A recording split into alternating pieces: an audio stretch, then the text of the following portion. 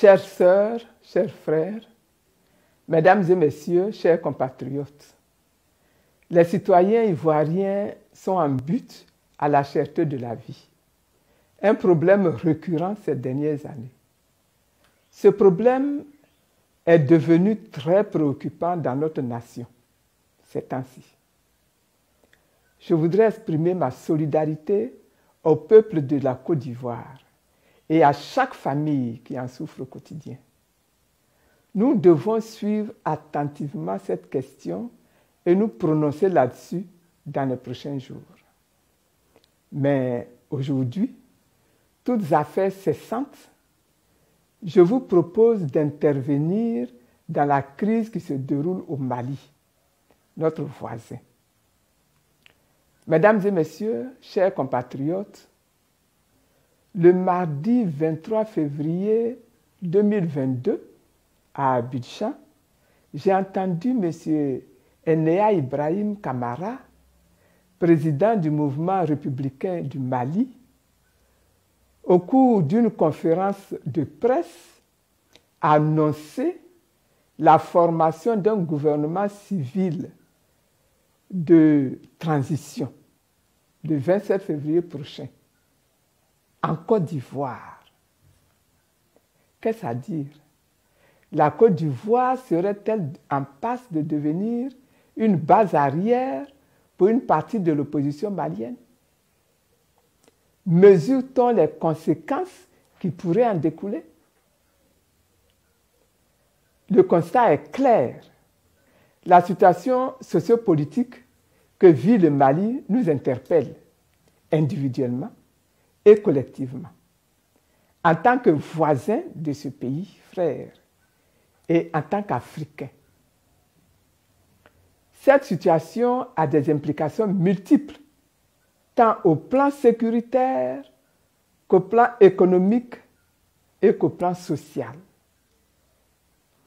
Examinons dans un premier temps le contexte et les manifestations de cette crise.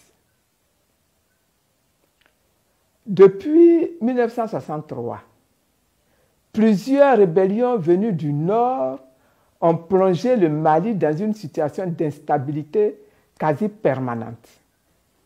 En 2012, une intervention militaire internationale menée sous la houlette de la France a contrarié l'assaut des rebelles du MNLA, Mouvement national de libération de l'Azawad, et de leurs alliés islamistes qui étaient en passe d'occuper tout le pays.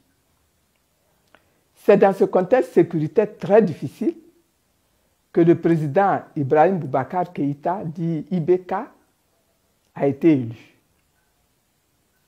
Durant toute sa présidence, il n'a pas réussi à réunifier le pays ni à ramener la paix. Pendant plusieurs mois, les masses populaires organisent de nombreuses manifestations citoyennes et politiques.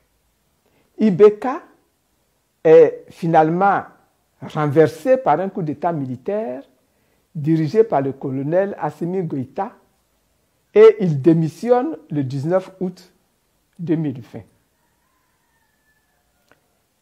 Cette prise du pouvoir a été saluée par la majorité du peuple malien. En réalité, le coup d'État n'a été que l'aboutissement de ce combat du peuple malien. Le dimanche 9 janvier 2022, à Accra, les chefs d'État et de gouvernement de la CEDEAO, réunis en sommet extraordinaire, prennent des sanctions contre le peuple et les nouvelles autorités du Mali. Quelle analyse pouvons-nous faire de ces sanctions? Il convient de rappeler d'abord les sanctions prises par les chefs d'État et de gouvernement de la CEDEAO avant de les analyser. Ce sont, premièrement, la fermeture des frontières terrestres et aériennes entre les pays de la CEDEAO et le Mali. Deuxièmement, la suspension de toutes les transactions commerciales et financières entre les pays de la CEDEAO et le Mali, à l'exception des produits alimentaires de grande consommation, des produits pharmaceutiques, des matériels et équipements médicaux y compris ceux prévus pour la lutte contre la COVID-19, des produits pétroliers et de l'électricité. Il s'agit du gel des avoirs de la République du Mali dans les banques centrales de la CEDEAO, du gel des avoirs de l'État malien et des entreprises publiques et parapubliques dans les banques commerciales des pays de la CEDEAO, de la suspension de toute assistance et transactions financières en faveur du Mali par les institutions de financement de la CEDEAO, particulièrement la BIDC, Banque d'investissement et de développement de la CEDEAO, et la BOAD, Banque ouest-africaine de développement. Il s'agit de l'activation de la force en attente de la CEDEAO. Ces sanctions ont été endossées par la conférence des chefs d'État et de gouvernement de l'Union économique monétaire ouest-africaine, UEMOA, réunie en session extraordinaire le 9 janvier 2022. Cette instance les a même renforcées par d'autres mesures coercitives. La suspension du Mali des organes et institutions de l'UEMOA, la suspension des concours financiers en faveur du Mali par les institutions de financement de l'UEMOA. Toutes ces mesures de la CEDEAO et de l'UEMOA suscitent quelques points de réflexion. Premièrement, ces sanctions rappellent celles qui ont été prises par ces mêmes organisations régionales sous l'instigation de la France et de l'Union européenne contre la Côte d'Ivoire pendant la crise post-électorale de 2010-2011. L'on avait alors, au nom de prétendues règles démocratiques à respecter, poussé à son comble le cynisme politique en allant jusqu'à imposer au peuple ivoirien un embargo sur les médicaments importés. L'on avait aussi ordonné la fermeture des banques locales opérant en Côte d'Ivoire, empêchant de la sorte les Ivoiriens d'accéder à leurs comptes bancaires. Plusieurs personnes à ce moment-là ont perdu la vie. Tout cela s'est fait dans l'indifférence totale et parfois avec la complicité de certains pays africains voisins de la Côte d'Ivoire. Ces sanctions au Mali s'apparentent à une punition du peuple malien. Leur sévérité et la rapidité avec laquelle elles ont été prises inclinent à penser que l'on reproche aux forces vives du Mali leur soutien aux acteurs du coup d'État. Troisièmement, ces sanctions apparaissent ainsi comme un signal fort envoyé aux autres peuples africains qui seraient tentés de suivre l'exemple malien. Quatrièmement, ces sanctions confortent la majorité de l'opinion africaine dans le sentiment que la CEDEAO et l'UEMOA sont instrumentalisés par les chefs d'État et servent à régler des comptes politiques. Elles traduisent éloquemment la tendance de plus en plus affirmée d'utiliser des institutions financières pour tenter de régler des crises politiques internes aux États. Cinquièmement, ces sanctions donnent également à l'opinion africaine le sentiment que ces organisations aux ordres des chefs d'État sont manipulées par la France et par ses partenaires européens et internationaux. Abordons maintenant les enjeux majeurs de la crise. Eu égard à ce qui précède, l'on peut affirmer que les sanctions prises contre le peuple frère du Mali sont illégales, car aucune règle de la CEDEAO et de l'UEMOA ne les justifie. Ces sanctions à caractère purement politique sont iniques dans leurs conséquences et s'apparentent à des crimes contre l'humanité. Sur le plan éthique, elles sont inhumaines. Que l'on ne s'y trompe pas, la crise malienne est un véritable cas d'école. Ce qui se joue au Mali aujourd'hui, c'est moins une guerre contre les djihadistes qu'une tentative de musellement du peuple et de la pérennisation d'une situation d'assujettissement au relent colonialiste. Il ne s'agit pas de libérer les populations maliennes des affres du terrorisme.